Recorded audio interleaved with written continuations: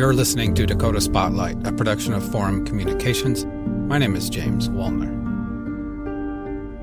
This is episode 13 of season 5, A Better Search for Barbara, an ongoing investigation into the disappearance of 15-year-old Barbara Louise Cotton, last seen in Williston, North Dakota on April 11, 1981.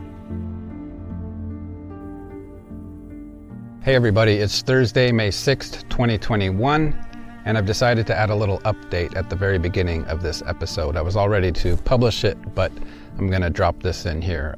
And I'm doing it a little bit differently. I'm actually sitting outside in rural North Dakota, drinking a cup of coffee out in a pasture, basically, looking out at the wide open space.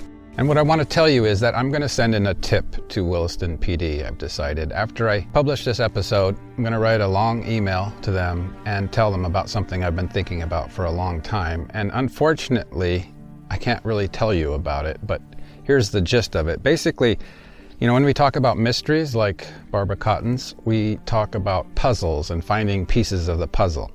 Actually, a better way of stating it is if we look at Barbara's disappearance as something we need to unlock to find answers. I don't so much think that I found a key, but I think I know what lock needs to be unlocked. And I think that law enforcement need to make sure they really look in this area. So that's what I'm going to do.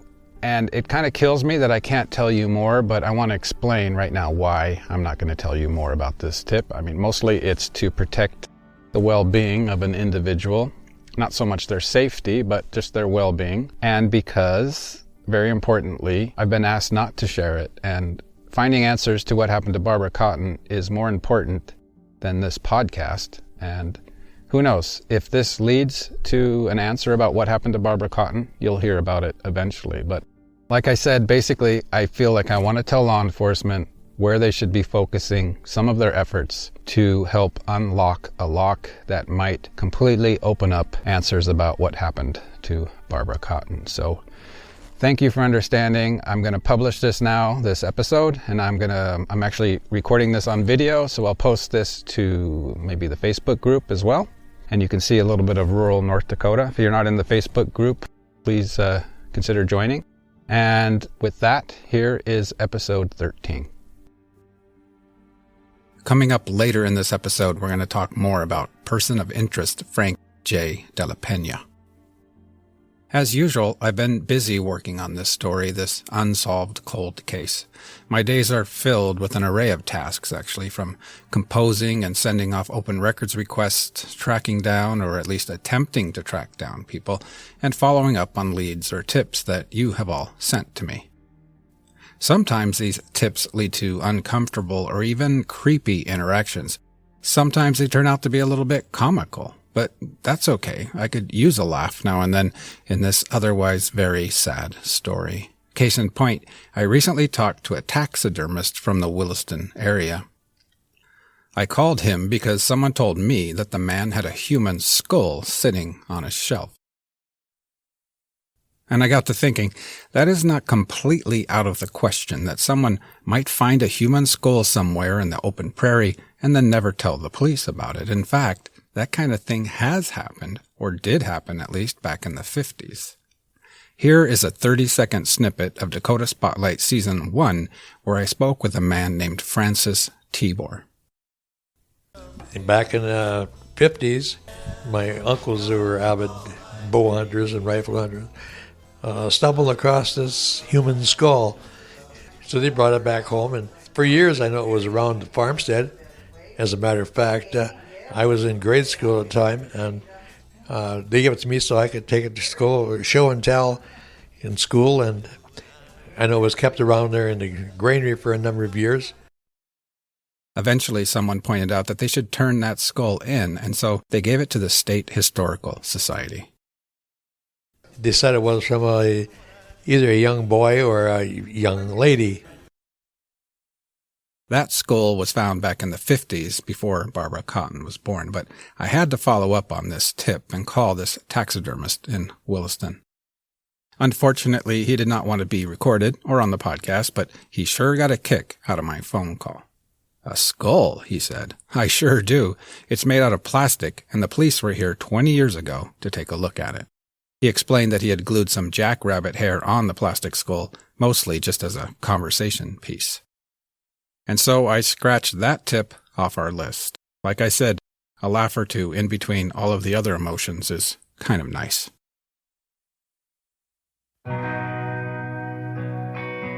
I can still see her sitting there.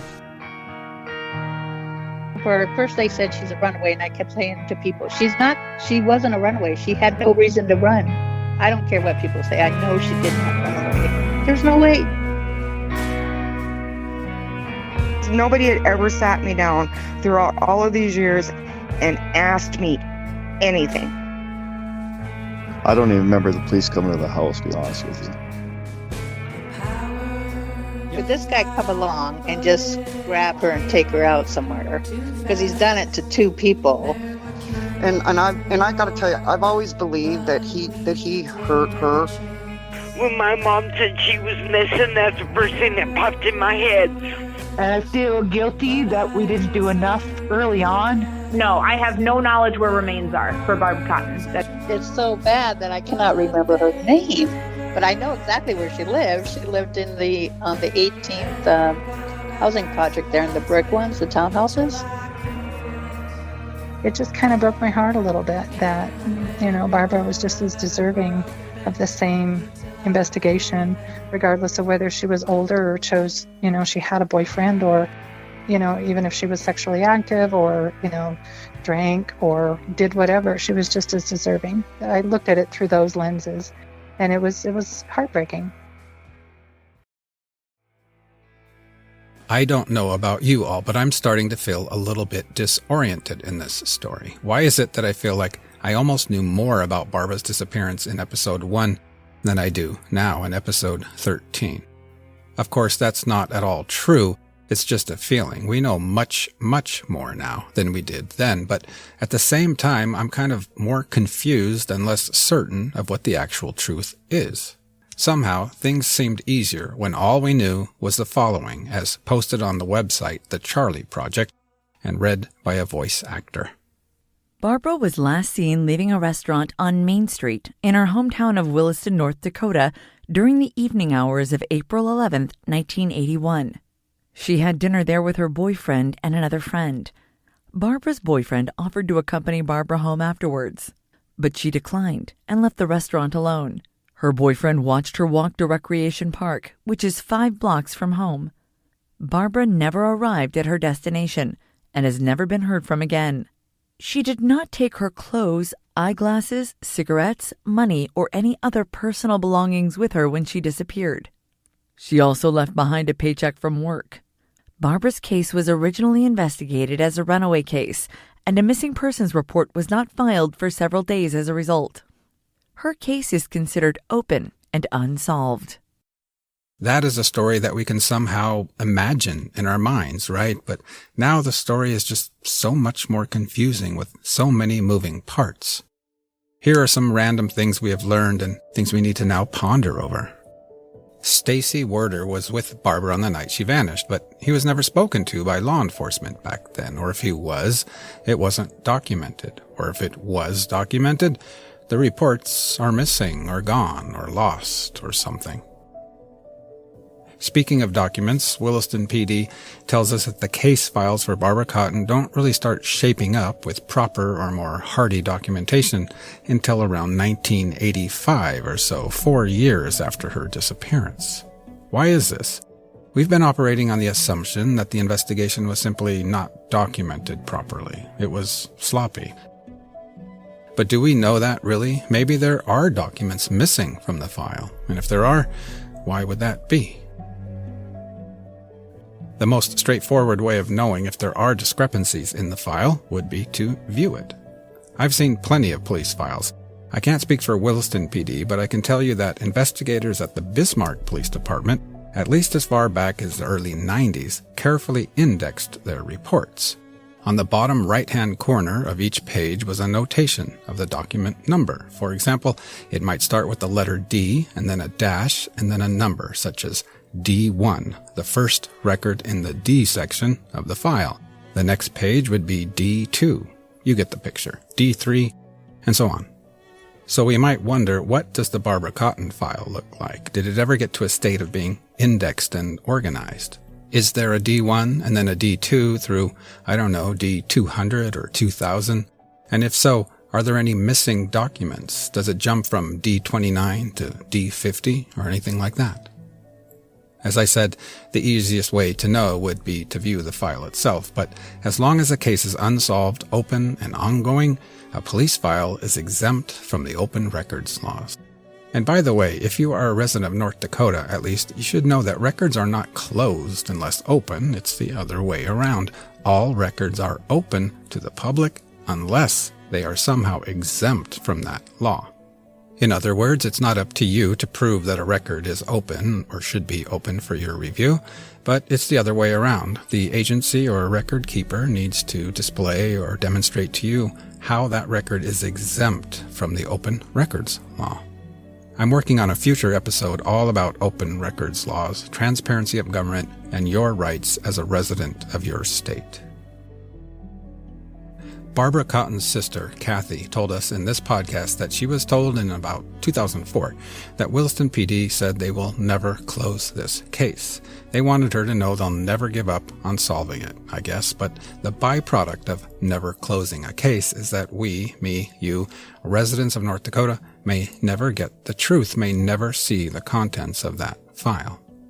And this despite the fact that Barbara Cotton is legally deceased and has been since 1998. I'm not a conspiracy theorist. I distrust that type of reasoning, usually, but maybe that's clouding my judgment. Maybe I should be more open to the possibility that some kind of entity, something in 1981 was attempting to shuffle the truth into the shadows. I mean, it really makes no sense that Stacey Werder was not interviewed, or if he was, that no documentation took place. Maybe he was interviewed. Maybe there was documentation about it at some point. And then there's that unnamed friend that saw Barbara at the party that night. She was one of the last persons, maybe the last person, to have seen Barbara, but it doesn't appear that she was interviewed at length back then, or at least it doesn't sound like there's any record of it. It just doesn't make any sense.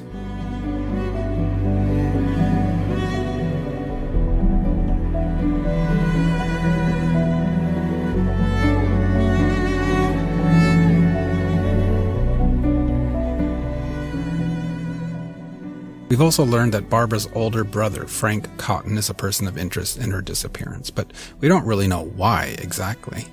Kent and Kathy Cotton, Barbara's siblings, have no real recollection of the police coming to their house or searching through Barbara's bedroom.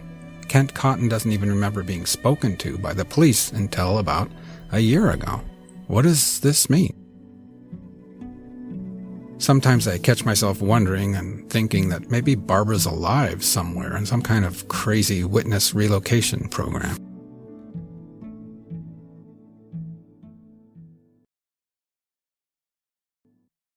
Here's another thing to ponder, something we've not spoken about that much.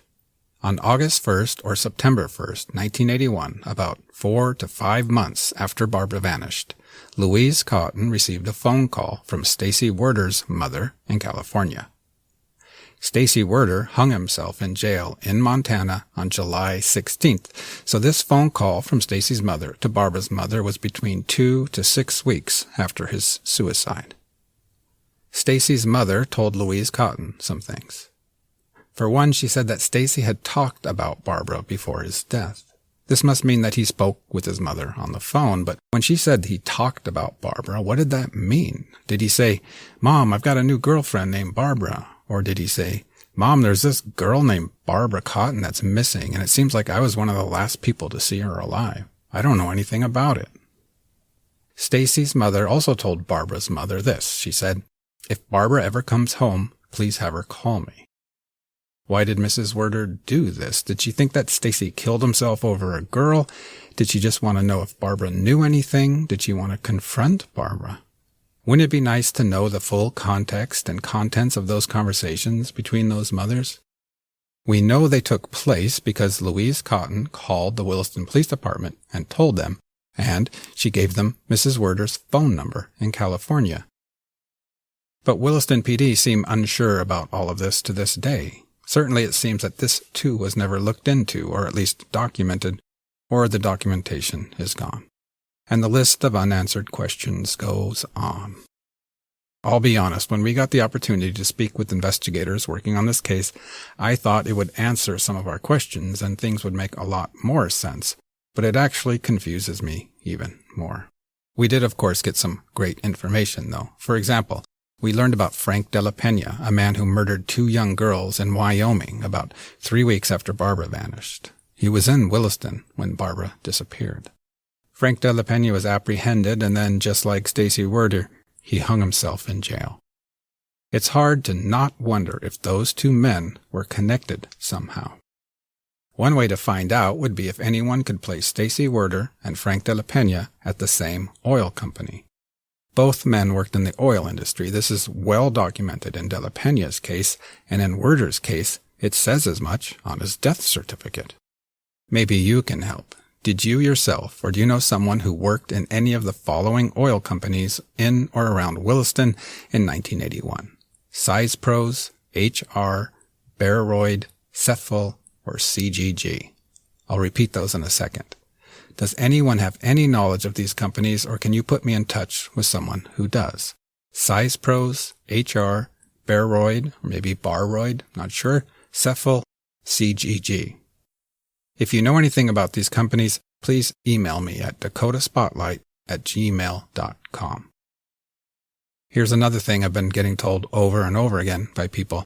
People tell me I should really look into this. They tell me that prostitution was being operated out of a hotel in Williston in 1981, and that this operation could more or less just do business in plain sight.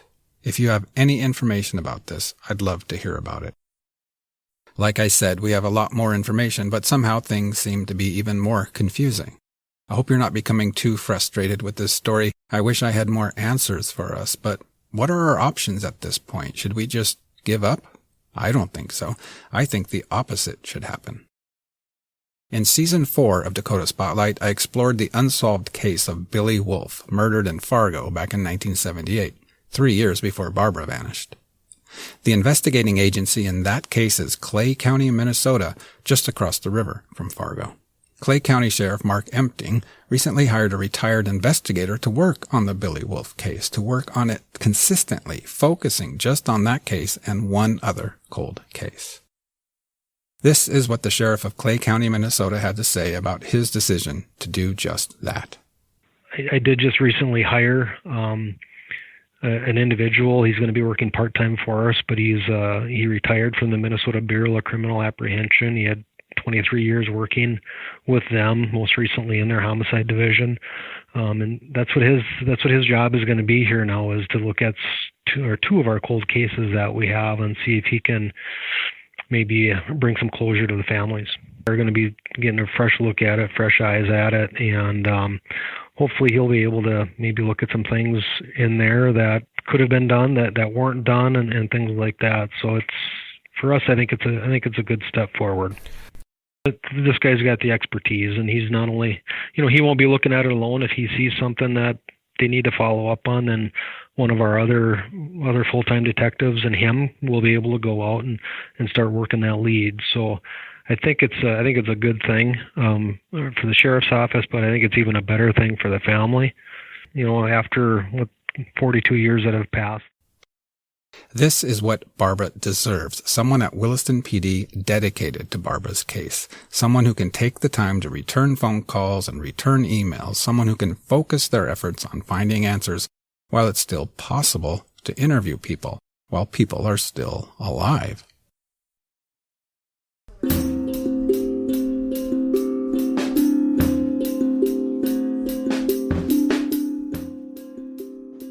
Now, I have some new information for you about Frank Delapena. Before we get into that, though, I want to touch on something from the last episode, because you might be wondering about it. Last time we met Chad. Chad grew up 3 blocks from where Barbara lived, and after hearing a better search for Barbara, he remembered something. He had a tip, something he felt needed to be passed on to investigators working on Barbara's case. But as we heard last time, 3 weeks after he had left both a voicemail and an email, he'd received absolutely no response back. You'll recall I brought this to the attention of Captain Gutnick at Williston PD, and Chad was promptly contacted. I just want to let you know that I was in touch with Chad yesterday, and he let me know that He met with Williston PD over the phone this last week and was able to pass on the information he thought they should know about. He also told me that the detective he spoke with apologized for not responding initially. Which brings up a point. If you have ever left a tip about Barbara Cotton's disappearance and then never heard back from the police, no matter if it was recently or years ago, you might want to pick up the phone and call them again and make sure someone has noted or processed your concern or tip. In other words, if you never received a response at all, do not assume your tip was not important. Please reach out again to Williston PD and ask to be heard. Or email me at dakotaspotlight@gmail.com. I'm in the process of exploring with Chad if he wants to share more about his story. Now, let's move on to some more information I found about Frank Delapena. In the documentation I got from Wyoming, in a police report, I found an interesting note. Shortly after Delapena abducted, then murdered Penny Swanson and Renee Davidson, a woman named Debbie Riggins contacted police and said Delapena was a friend of hers, and in fact, he had been the best man in her wedding in 1978. So I decided we should try to find this Debbie Riggins and see if she could tell us more about Frank Delapena.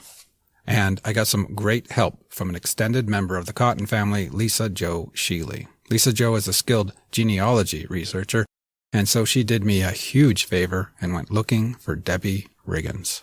Here she is. I was coming up empty. I usually search from a genealogy perspective, so I'm looking for marriage records and things like that, and I could not find anything for Wyoming or surrounding states with anyone in the party with that last name around that year, anything. And so Lisa Jo switched to Google. Found an article about seismic helicopters in the 80s in Star Valley, Wyoming, and somebody by the name of Bobby Riggins commented and said, just something short like, I was there. And so I pursued that, and I ended up searching on Facebook. And sure enough, Bobby Riggins had a Facebook account. And in Bobby Riggins' friends list was a Debbie. So I was like, we'll see. We'll see if it's her. Lisa Jo sent this Debbie a message on Facebook, and sure enough, it was her. Debbie said she hesitated at first to respond, but finally she did. She did, and she said she was glad she did. Lisa Jo and Debbie conversed on Facebook Messenger for quite a while, and finally, Lisa Jo asked Debbie if it would be okay for me to call her. Debbie said that would be fine, and I did call her and speak to her, but unfortunately, she didn't want to be on the podcast herself. However, she told me that anything she had told Lisa Jo on Facebook Messenger, we could tell the world, so that's what we're going to do instead. Instead of interviewing Debbie, we're going to let Lisa Jo tell us what she learned from Debbie. When Frank Delapena left Williston on May 3rd or 4th, 1981, and traveled south to Wyoming, he first went to a place called Thermopolis, and there he attempted to contact his friends Debbie and Bobby Riggins. This was 2 days before the murders took place in Rawlins. Apparently, he had been trying to reach out to them, and she worked with these crews too. So her and her husband both worked long hours and all of that. And so when he had tried to reach out, she was like, we were working so many hours, and, we didn't really have a ton of money to go meet up with them anyways and stuff. She didn't know why he was trying to get a hold of them. She assumed it was just to, hang out or whatnot. And so they kind of blew it off. And I think she has a lot of regret in that aspect as well. She really wonders, maybe if we had called him back or whatnot. So yeah, I do feel like this was emotionally taxing for her. You could kind of tell that, she had struggled a lot with it. Back in 1981, when Debbie Riggins and her husband heard that the best man in their wedding had been arrested, suspected of killing 2 young girls, they couldn't believe it. In fact, they didn't believe it at first, not until they heard all the evidence against him, when they finally accepted it. But initially, they contacted the police and told them they must have the wrong guy. This was even before Frank had been apprehended. So she reached out to police, and she actually was reaching out to clear him. She thought he couldn't be responsible for this. And she ended up talking to him, and she ended up being able to give them photos of him and everything else. So then the police were, I think, kind of skeptical of them, and they actually held them at pretty much overnight because they felt like her and her husband might actually know where he was, which, I mean, they're trying to find him, you know, and after what he had just done, like, I can't blame them for that. So another thing Lisa Jo learned from Debbie was that Frank Delapena had a wife and a son in Mexico. At some point, his wife and son had been in the United States with him or visiting him, and Debbie met them. And his wife's name was Consuelo, and she didn't speak English, and Debbie just absolutely adored her, though. They actually went to the library and got a book so that they could communicate back and forth. Frank Delapena's son was also named Frank Jr., and was born in 1978. Seemed like, you know, that boy was the world to him, and that he was absolutely lost when they went back to Mexico. So Frank Delapena was the best man in her wedding, and she's no longer married to that guy, is that correct? Yep. Okay. They're divorced, So, but after you reached out to her and started talking about this, she reached out to her ex-husband. Frank Delapena was his best man at their wedding, and well, tell us what she discovered and told you.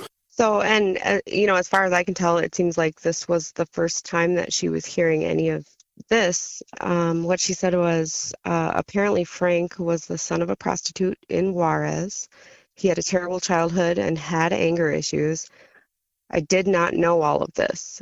And she said, Bob said he didn't get along with a lot of the people on the crew and threatened to kill some of them for making fun of him. So he threatened to kill them? Yep. And he felt they were making fun of him. He mentioned Frank had a lot of mental issues, but that he was always nice to us. And she said she thinks that they were his only friends. There's some different companies now. I mean, what we have known about Frank Delapena is that he worked for Cephal, but you've got some new names of companies. Can you explain any of that to us here? Well, I know that in Wyoming, this company, I think it's CGG, and that's not to say necessarily that Frank worked for that company with them, but at some point he must have. Size Pros is another one. Yeah, and that's in Scobie. I'll refresh our memory on Scobie, Montana. We've been trying to figure out why Stacey Werder was in a motel, if he was at all, in Scobie, Montana, 2 days after Barbara vanished. Louise told police she thought Barbara was there with him.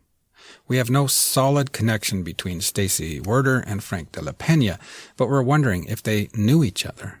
Things they have in common are that they both were in Williston when Barbara went missing. They both worked in the oil industry. They both hung themselves in jail after Barbara went missing. And finally, while Stacey Werder was in the company of Barbara on the night she disappeared, Frank Delapena murdered 2 young girls. Right. Okay, let's talk about Scobie, Montana here. I mean, there's kind of a connection.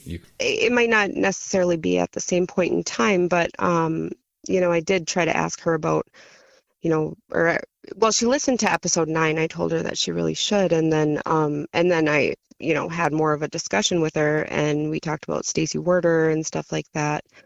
And, you know, how he, you know, had reportedly been in Scobie, and she piped in and said, we worked in Scobie, right. You know, and so we talked about that, and I just asked her what company she worked for, and yeah, so she gave me those 2 names. I'm not sure at what point in time they worked there, if it was before or after, because it sounds like they really traveled around a lot. You know, it's kind of interesting to tie all these places that we hear about in, you know, Barb's story and tracking people of interest, you know, come up, you know, in so many different people's stories. Then Lisa Jo and I talked about something else. We got some bad news recently from Wyoming. You'll recall that we were keeping our fingers crossed that law enforcement agencies in Wyoming might locate some physical evidence from Frank Delapena's crime, maybe photographs of the interior of the van or trailer, or other evidence that might somehow link Delapena to Barbara Cotton, or Stacey Werder for that matter. We were just hoping for that long shot, photographs or hair samples or anything they had collected. Anything, really. Well, I got an email from Wyoming this week. Here it is, read by a voice actor. Mr. Wallner, I've checked everywhere else that I could think of, and I was not able to locate any other evidence in this case. With this case occurring so long ago, it would be difficult to say what may have happened to the items that were listed on DCI's inventory. I know this is disappointing. I was also hoping to locate something else that could help in any other cases Mr. Delapena could have been a suspect in. I hope the information that we were able to provide will be of some help, though. Regards, Sarah Miles, Carbon County Sheriff's Office, Rawlins, Wyoming. And so it looks that 40 years is a little too long to wait to request this evidence. We know that Williston PD was made aware of Delapena immediately in May of 1981. Here is Detective Hendricks of Williston PD from my interview with her in episode 6. In May of 1981, we had received information from Wyoming that they had a double homicide of 2 young girls down in Rawlins, Wyoming. And that they had a witness that stated that a white van with North Dakota license plates on it was trying to pick up young girls. One thing that really stuck out to me, after realizing that, Williston might not have all this stuff, is that, they said in the interview with the detectives that, this Delapena guy, they found him when they were going through everything with Team Adam and all of that. So at some point, somebody must have, I imagine, I guess I don't know exactly how all of this works. I guess I just got the impression that they were going through Barb's stuff and not necessarily circling out from there. But at some point, somebody must have associated, Delapena with Barb and, left some little nugget of information there in Barb's files, but never followed up. But what really bothered me, what really irks me, and I'm sure like people in the Facebook group think I'm super angry. Like I get irritated about this, but they said that it was when they were working on this case with Team Adam and stuff that they found that, and it immediately threw up a red flag. But they didn't request those files until a week after you did, a year and a half later. I need to make one thing clear here. Lisa Jo is referring to the Delapena file from Hugo, Colorado, which included police reports and information about Delapena's arrest and suicide, including a suicide note. Williston PD requested that just after we did recently, but I have no idea if or when they requested the bulk of the investigative records and potential evidence from Wyoming where the crimes actually took place. I did ask Williston PD, but they declined to comment. Nobody expects that everybody's going to drop everything and focus on a 40-year-old cold case, but it does deserve a level of attention that it gets thoroughly investigated. It's just, they gave you this name as a person of interest, and I just feel like all it would have taken was a phone call. That's not labor intensive.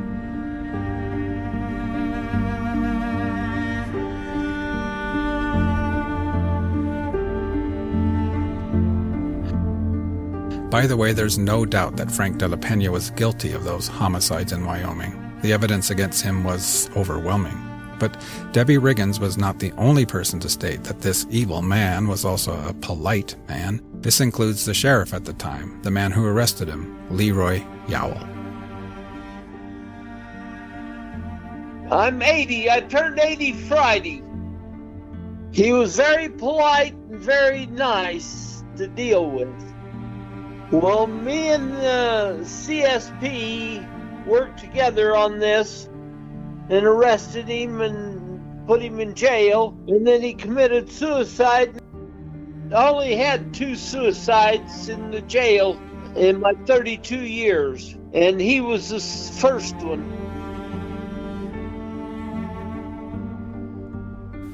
Do you think, well, let's put it this way. Do you think it's possible that this guy was responsible for other missing persons like the one I'm looking into? Could be. I'm not certain. He didn't give me any indication that there was, but there's very possible that he could.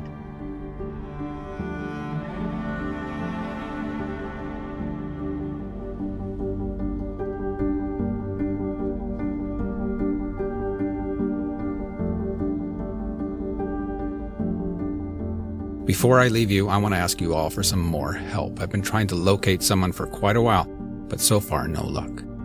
Here's the story. We've been trying to find anyone who knew Stacey Werder in North Dakota or Montana. Well, we have one lead, but it's a tough one. Maybe one of you can find this person, if he's even still alive.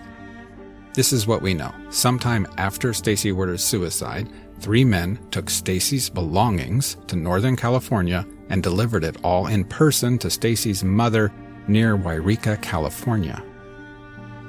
Our understanding is that these 3 men knew Stacey Werder, possibly worked with them, or maybe they were drifters and had been on the road with Stacey. We don't even have their names, but we have some information that might help someone track them down. One of these 3 men used a nickname. His name was Red. The other information we have about him is that Red was convicted of armed robbery and sent to prison for a long term, possibly 35 years. That's all we know. Some guy named Red traveled to California and delivered Stacey Werder's belongings to his family. 2 other men went with him. Soon after, Red was convicted of a crime and went to prison. The information we have is that it was possibly armed robbery and the sentence was a very long one. We want to find this person or any persons who personally knew Stacey Werder in 1981. Send me an email at dakotaspotlight@gmail.com. That's all for this time. Thank you so much for listening. I'll see you next time on our continued better search for Barbara Cotton.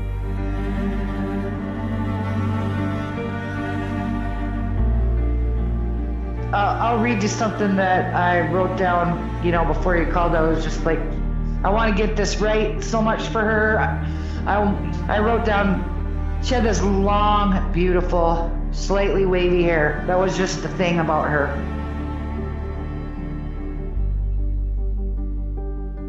I'm sure there had to have been one between us after all those years, like where we got in an argument or a fight, as kids do, and then get back together or whatever, but I don't remember one. I always remember her being good to me and like we were besties.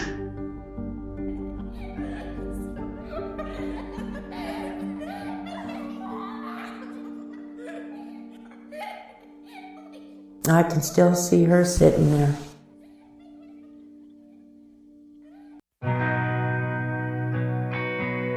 Dakota Spotlight is a production of Forum Communications, researched, written, recorded, and edited by me, James Woolner. This season is dedicated to my daughters and to all daughters everywhere.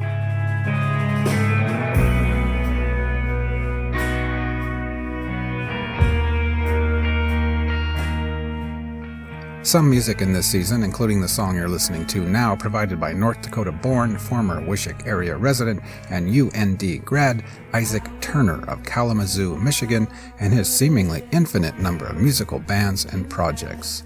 This band is named Wowza in Kalamazoo. We also heard a little from his bands Out and the Hollis Group.